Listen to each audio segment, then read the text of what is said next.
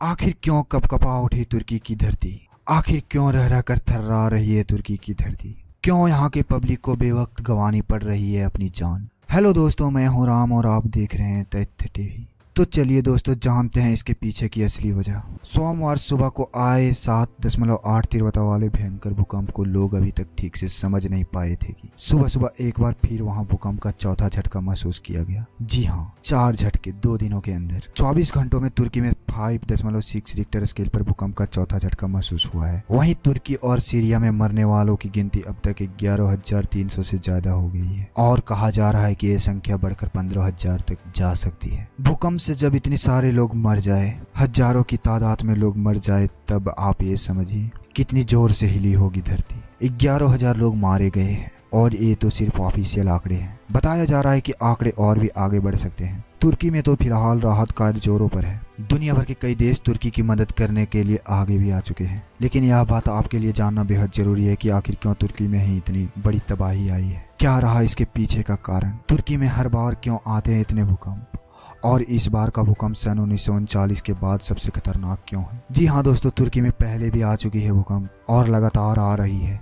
जानते हैं इन सभी सवालों के जवाब। लेकिन दोस्तों, आगे बढ़ने से पहले आपसे एक छोटी सी रिक्वेस्ट है कि चैनल को सब्सक्राइब करके बेल आइकन जरूर प्रेस कर दीजिए। पहला भूकंप तुर्की के गाजियानटेप प्रांत के नूरदागी में आया, जो सीरिया के बॉर्डर के पास है। दूसरा भूकंप अकीनो झाओ में आया, जो कहारनामारस के पास है। और तीसरा भूकंप गोक्साना में आया, जो इसी प्रांत में पड़ता है। 3 बड़े भूकंप के बाद तुर्की और सीरिया में तबाही का माहौल है। रिक्टर स्केल पर 7.8, 7.6 और 6 की तीव्रता वाले भूकंप के बाद हर तरफ लाशों का ढेर लग गया है। कहा जा रहा है कि भूकंप ने तुर्की और सीरिया को कम से कम 6 बार जोर जोर से हिलाया। सबसे बड़ा झटका 40 सेकंड तक महसूस किया गया। इसी ने सबसे ज्यादा तबाही भी मचाई। वहीं मंगलवार को भी तुर्की और सीरिया में भूकंप के बाद झटकों के आने का सिलसिला जारी है। 24 घंटे में यहाँ पर कई झटके आ चुके हैं, जिसके बाद लोगों में डर का माहौल बना हुआ है। हजारों लोग घायल है और इमारतों के मलबे में अपनों की तलाश जारी है। इस विनाशकारी भूकंप के बाद राष्ट्रपति रजब तैयब एर्दोगान की तरफ से 7 दिनों का राष्ट्रीय शोक घोषित किया गया है। दोस्तों, असल में तुर्की 4 टेक्टोनिक प्लेटों के जंक्शन पर बसा हुआ है, इसीलिए किसी भी प्लेट में जरा सी हलचल पूरे इलाके को हिला देती है। जिन टेक्टोनिक प्लेटों की हम बात कर रहे हैं, ये धरती के नीचे अलग अलग परतों में बनी हुई है और इन्हीं टेक्टोनिक प्लेटों के आगे पीछे होने या टकराने की वजह से आपस में हलचल होती है तो भूकंप आती है। और इन्हीं टेक्टोनिक प्लेटों के जंक्शन पर, जहां 4 टेक्टोनिक प्लेट आपस में टकराती है, वहां स्थित है तुर्की। धरती के नीचे जो हो रहा है उसका खामियाजा भुगतना पड़ रहा है तुर्की जैसे देश को। इस बार भी हलचल इतनी तेज थी कि तुर्की के बाहर सीरिया, लेबनान और यहाँ तक कि इजराइल तक की धरती हिल गई। तुर्की का ज्यादातर हिस्सा अंतोलिया प्लेट पर है। अंतोलिया प्लेट का मतलब है छोटा एशिया। इस बारे में विस्तार से बात करते हैं। जी हाँ, अब तुर्की में इतना बड़ा भूकंप क्यों आया, इसे समझने के लिए हमें पहले धरती के डिजाइन को समझना होगा। हमारी धरती 4 परतों से बनी है। Inner core, outer core, metal और क्रस्ट। ये सब तो आपने भी पढ़ा होगा स्कूल में। क्रस्ट सबसे ऊपरी लेयर को कहते हैं। इसके बाद होता है मेटल। ये दोनों मिलकर बनाते हैं लिथोस्फीयर। लिथोस्फीयर की मोटाई 50 किलोमीटर तक होती है, जो अलग अलग परतों वाली प्लेटों से मिलकर बनी है, जिसे टेक्टोनिक प्लेट्स कहते हैं। अब धरती बड़ी बड़ी टेक्टोनिक प्लेट पर स्थित है। इसके नीचे तरल पदार्थ लावा है, जिसमें ये प्लेट्स लगातार तैरती रहती है और कई बार तो आपस में टकरा भी जाती है। टकराने से कई बार प्लेट्स के कोने मुड़ जाते हैं और ज़्यादा प्रेशर पड़ने से ये प्लेट्स टूटने लगती है। ऐसे में नीचे से निकली एनर्जी बाहर की ओर निकलने का रास्ता खोजती है और इस डिस्टरबेंस के बाद भूकंप आता है, या फिर कह लीजिए डिस्टरबेंस भूकंप है। अब जहाँ तक बात तुर्की की है, तो तुर्की दुनिया के सबसे भूकंप संभावित देशों में से एक है। तुर्की में बार बार भूकंप आने के पीछे का कारण दरअसल उसका लोकेशन ही है। तुर्की का लोकेशन इसे 4 अलग अलग टेक्टोनिक प्लेटों के ऊपर टिका हुआ है। जैसा कि हमने आपको बताया कि तुर्की का ज्यादातर हिस्सा अंतोलिया टेक्टोनिक प्लेट पर बसा है। ये प्लेट यूरेशियन, अफ्रीकन और अरेबियन प्लेट्स के बीच में फंसी हुई है। जब अफ्रीकन और अरेबियन प्लेट्स शिफ्ट होती है तो तुर्की सैंडविच की तरह फंस जाता है। इससे धरती के अंदर ऊर्जा निकलती है और यहाँ भूकंप आते हैं। बता दें कि सोमवार को जो यहाँ भूकंप आया वो नॉर्थ अंतोलिया फॉल्ट लाइन पर आया था। तुर्की में ज्यादा भूकंप क्यों आते हैं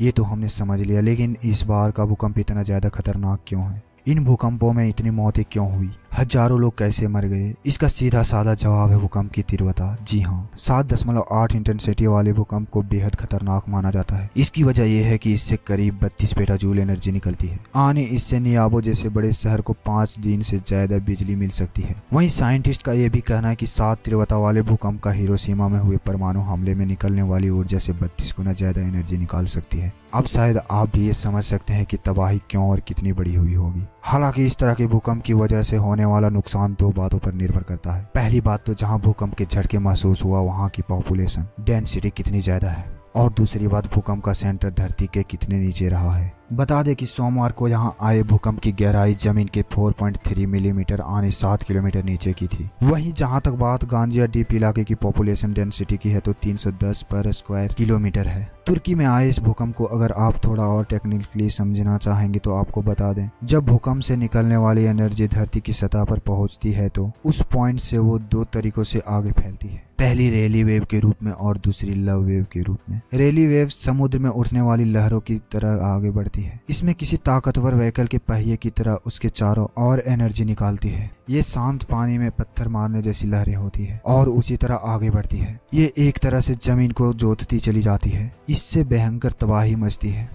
लव वेव सांप की तरह चलती है। इसमें कंपैरेटिवली कम तबाही मचती है। अब तुर्की में रैली वेव ने ही तबाही मचाई, ये सच्चाई है। वायरस साल 1999 में तुर्की के पश्चिमी शहर इज्जेनियत में आए 3.4 तीव्रता के भूकंप में 17,000 से अधिक लोग मारे गए थे। वहीं नवंबर साल 1976 में 7.3 तीव्रता के भूकंप ने करीब 5,000 लोगों की जान ली थी। वैसे जब भूकंप की बात हो ही रही है तो आपको इसे मापने वाले रिक्टर पैमाने के बारे में बता ही देते हैं। दरअसल रिक्टर मैग्नीट्यूड स्केल 1 से 9 होती है। भूकंप की तीव्रता को उसके केंद्र यानी एपी सेंटर से मापा जाता है। यानी उस केंद्र से निकलने वाली ऊर्जा को इस स्केल पर मापा जाता है। अगर संख्या 1 यानी कम तीव्रता की ऊर्जा निकल रही है और 9 यानी सबसे ज्यादा भयावह और तबाही वाली लहर होती है, ये दूर तक जाते जाते कमजोर होती जाती है। अगर रिक्टर स्केल पर तीव्रता 7 दिखाई दे तो उसके आसपास के 40 किलोमीटर के दायरे में तेज झटका महसूस होता है। और 7 के आसपास तीव्रता वाले भूकंप के झटके कितने डेंजर होते हैं इसका अंदाजा तो आप तुर्की में आई तबाही को देखकर ही हो गया होगा। लेकिन दोस्तों, मुश्किल की इस घड़ी में हम और आप कम से कम तुर्की की इस त्रासदी में जान गंवाने वाले लोगों के लिए प्रार्थना तो कर ही सकते हैं। और दोस्तों, इस वीडियो को इतना शेयर करें कि पूरी दुनिया की प्रार्थना भगवान सुनने पर मजबूर हो जाए और तुर्की के लोगों को इस त्रासदी से बाहर निकाले। धन्यवाद।